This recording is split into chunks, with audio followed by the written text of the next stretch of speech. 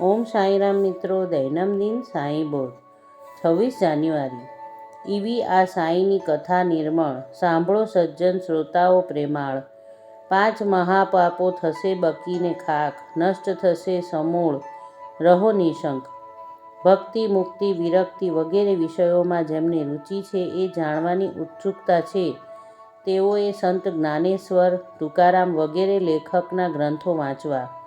કૃતયુગમાં સમદમ એટલે કે મનોવિગ્રહ અને ઇન્દ્રિય નિગ્રહ, ત્રેતાયુગમાં યજ્ઞ, દ્વાપર યુગમાં પૂજન, તેમજ કલયુગમાં નામ સ્મરણ જ ભક્તિ, ભજન કીર્તન એ ભગવાનને પામવા માટેનો સહેલામાં સહેલો ઉપાય છે.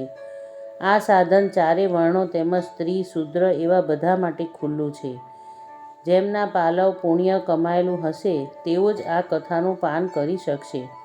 જેને આ કથા શ્રવણ કરતાં ઝોકું આવે તો શ્રી હરિ જાતે તેને જગાડશે. સતત વિષય ભોગની વાસના જેમને છે એવા દીનચિત્ત લોકોને પણ આ સંત કથામૃત તેનામાં ધ્યાન છોડાવે છે. યોગ, યાગ, યજ્ઞ, ધ્યાન, ધારણા વગેરે કરવા માટે ખૂબ ત્રાસ વેઠવો પડે છે, પરંતુ આ કથા સાંભળવા માટે ધ્યાન આપવા સિવાય બીજો કોઈ પણ પ્રકારનો ત્રાસ ભોગવવો પડતો નથી. એવી આ સાંઈની નિર્મળ કથા સજ્જન અને પ્રેમાળ શ્રોતાઓએ સાંભળવી, જેથી કરીને એમના પ્રબળ 5 મહાપાતકો સમૂળ નષ્ટ થાય છે. આપણે આ સાંસારિક બંધનોમાં પૂરેપૂરા લપેટાયેલા છીએ.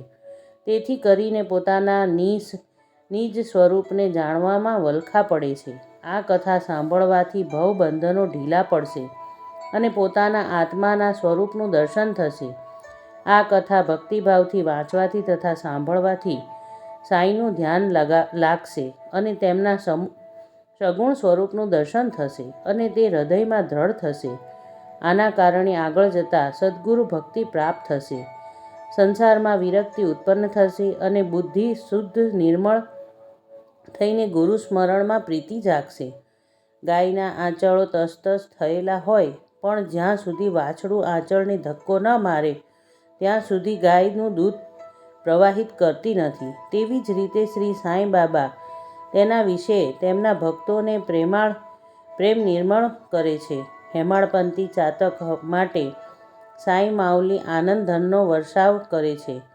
બાળકને ભૂખ લાગે તો તેની માતાને તે આપોઆપ ખબર પડે છે. તેવો જ આ ભક્તિ પ્રેમનો ઉમળકો છે.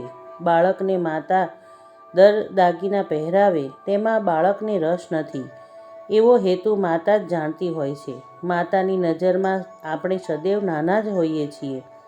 માતાની માયામાંથી જો સંસ્કારોનું આપણા પર સિંચન થાય છે, તે જ આગળ જતાં આપણા મોટા થવાનું કારણ બને છે. તેથી જ સદ્ગુરુને ગુરુ માઉલી કહેવામાં આવે છે. આ માતાની કૃપાથી જ આપણે સાચી જ્ઞાન પ્રાપ્તિ અને પ્રેમ મળી શકે છે.